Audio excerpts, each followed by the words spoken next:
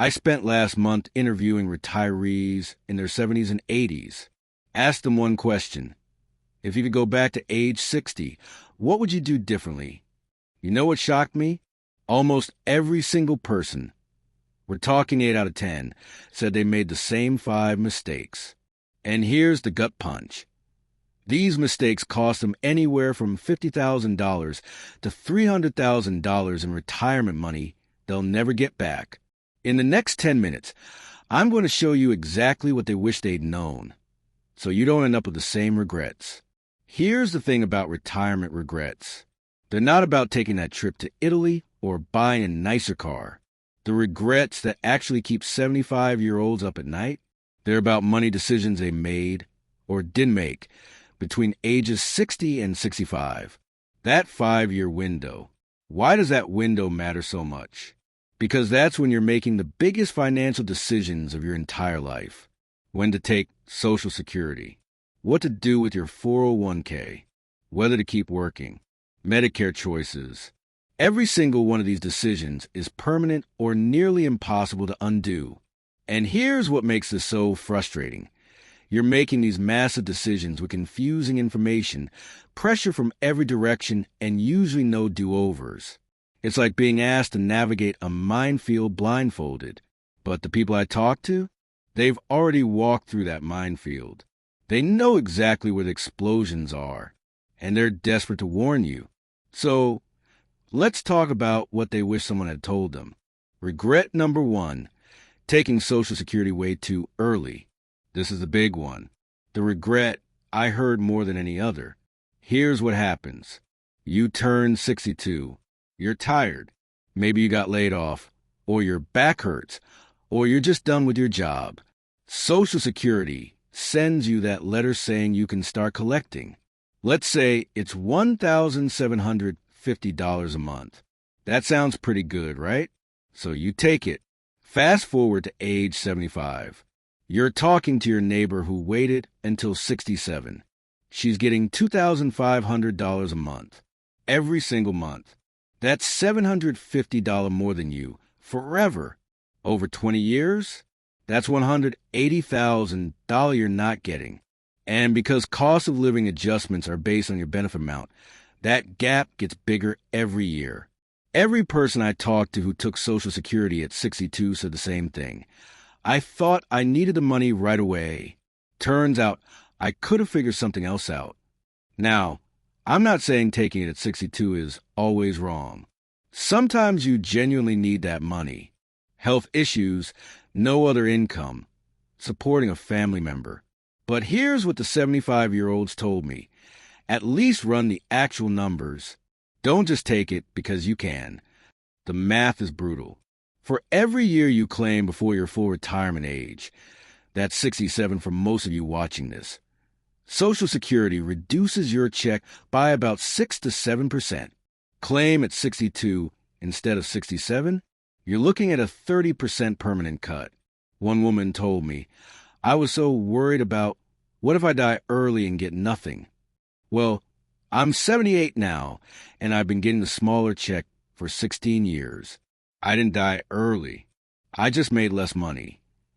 Stay with me here, because this next regret is sneaky. Most people don't even realize they're making this mistake until it's too late. Regret number 2, not understanding Medicare supplement timing. This one comes up at 65. You're signing up for Medicare, and you've got decisions to make about Medigap policies, those supplement plans that cover what Medicare doesn't. Here's what nobody tells you. When you first sign up for Medicare at 65, insurance companies cannot deny you a Medicare supplement plan. They can't reject you for pre-existing conditions. They can't charge you more because you're sick, but that window closes. After your initial enrollment period, all bets are off. I talked to a guy named Robert. He's 73 now. When he turned 65, he thought, I'm healthy. I'll just take basic Medicare and save the money. Didn't buy a supplement plan. At 69, he had a heart attack, racked up $85,000 in bills. Medicare covered about $63,000. He was stuck with $22,000 out of pocket. Then he tried to buy a Medigap plan. Guess what? Denied. Pre-existing condition. I saved maybe $2,000 a year for 4 years, he told me. Then lost $22,000 in 1 week. Dumbest decision I ever made.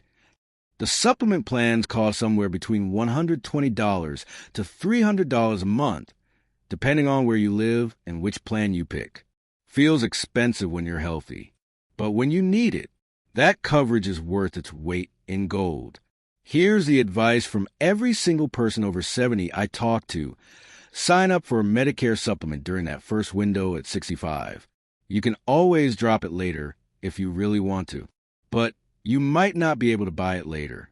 Now, this third regret hits different because it's not about a form you fill out or a date you miss. It's about time itself. Regret number 3, retiring before talking to their spouse about money. I heard this from both husbands and wives, but especially from women in their 70s. Here's the scenario. Couple retires. They've been together 30, 40 years. They think they're on the same page about money. Then retirement starts, and suddenly they're fighting about everything. He wants to buy a boat. She wants to save for long-term care. He thinks their savings will last forever. She's worried they'll run out at 80. One woman, call her Linda, told me this story. She retired at 64. Her husband retired at 65. They'd saved up about $600,000. Felt like a lot of money. But they'd never actually sat down and calculated what they'd spend every month.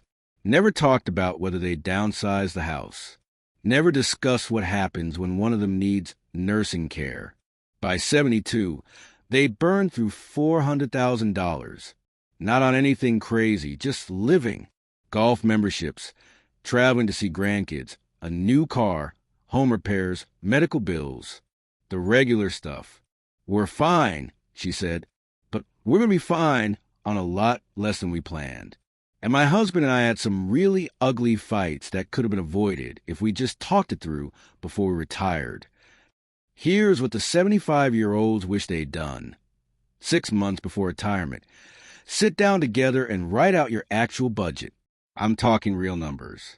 How much for groceries? For insurance? For fun? For emergencies? What's coming from Social Security? From pensions?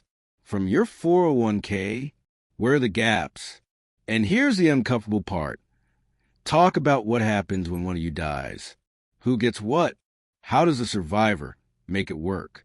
Because Social Security drops when one spouse dies.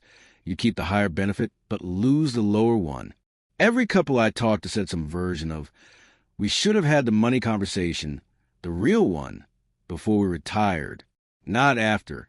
All right, 2 more regrets to go, and these next ones are about missed opportunities that you can still fix if you're not retired yet. Regret number 4, stopping work too soon. This one surprised me. I expected retirees to say, I wish I'd retired sooner. Nope, most said the opposite. Not because they love their jobs, but because working just 1 or 2 more years would have changed everything. Let me show you why. Say you're 63, and you're thinking about retiring. Your 401k has $400,000. If you retire now, that's what you've got. But if you work 2 more years to 65, 3 things happen. 1, you're not pulling money out of that 401k. You're still adding to it. Even modest contributions over 2 years could add $40,000 to $50,000. 2, that $400,000 keeps growing. Average market returns, that account could grow to $470,000 or more. 3, you're not taking Social Security yet. Every year you delay from 63 to 67 increases your monthly benefit by roughly 7 to 8%. One guy told me, I retired at 62 because I was fed up with my job. If I'd stuck it out just 2 more years, I'd have an extra $150,000 in my account today, and my Social Security would be 15% higher. That's $300 more per month. Forever. Now, look, I'm not saying work forever. And if your health is failing or you're miserable, sometimes you've got to get out. But if you can swing it, working even one extra year makes a massive difference. Think of it this way. That last year of work might be the best paying year of your retirement because you're not just earning a salary, you're boosting your Social Security, growing your savings, and buying yourself options.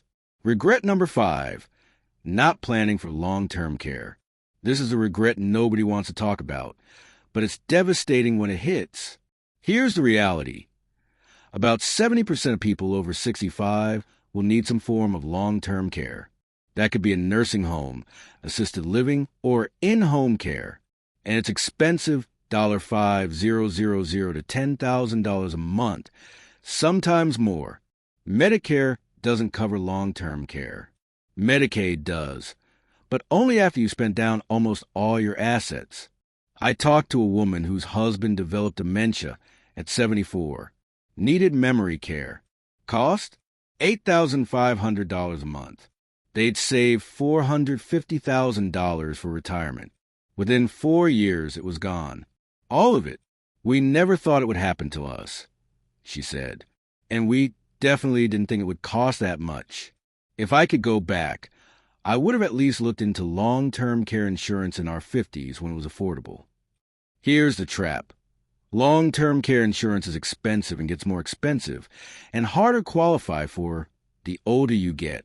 By 70, it might be too late or too costly to buy. But the people I talked to said this. At least price it out in your 50s or early 60s. Understand what you're risking if you don't have it.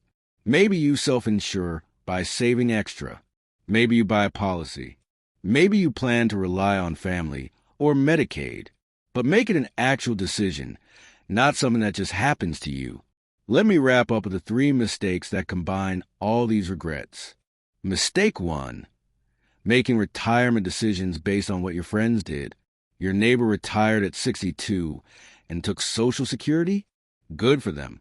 That doesn't mean it's right for you. Run your own numbers. Mistake 2, assuming you'll figure out later. You won't. These decisions have deadlines. Social Security at 62 versus 67? Can't undo it. Medicare supplement enrollment? Miss that window, might be locked out forever. Mistake 3, not treating retirement planning like the huge financial decision it is. You wouldn't buy a $300,000 house without research, right? Your retirement decisions are worth way more than that. Here's what to do right now. First, if you're between 60 and 65, get your Social Security statement. Go to ssa.gov. Create an account. Pull up your numbers. See what you'd get at 62, at 67, at 70. Run the break-even calculations. Second, if you're approaching 65, research Medicare supplement plans 3 months before your birthday. Don't wait. Get quotes. Understand your options while you still have them. Third, have the money conversation with your spouse this week. Not someday. This week. Pull out your bank statements, your retirement account balances, your Social Security statements. Build a real budget together. Fourth, if you're in your 50s or early 60s, at least get a quote for long-term care insurance. You don't have to buy it. Just know what it costs and what it covers. Make an informed choice. Look, the people I talk to aren't bitter. They're not miserable. They're just honest. And every single one said the same thing. I wish someone had explained this to me clearly before I had to decide. That's what I'm doing for you right now. If you're between 60 and 70, these decisions are either right in front of you or you've already made them. Either way, this matters. Hit that subscribe button. If you want more straight talk about Social Security, Medicare, and retirement benefits, I break down this complicated stuff every single week. Next video, I'm covering the Medicare Part B premium trap that catches thousands of people every year. It could cost you an extra $3,000 if you don't see it coming. Drop a comment and tell me which of these regrets hit home for you. Are you worried about making one of these mistakes? Thanks for watching. I'll see you in the next one.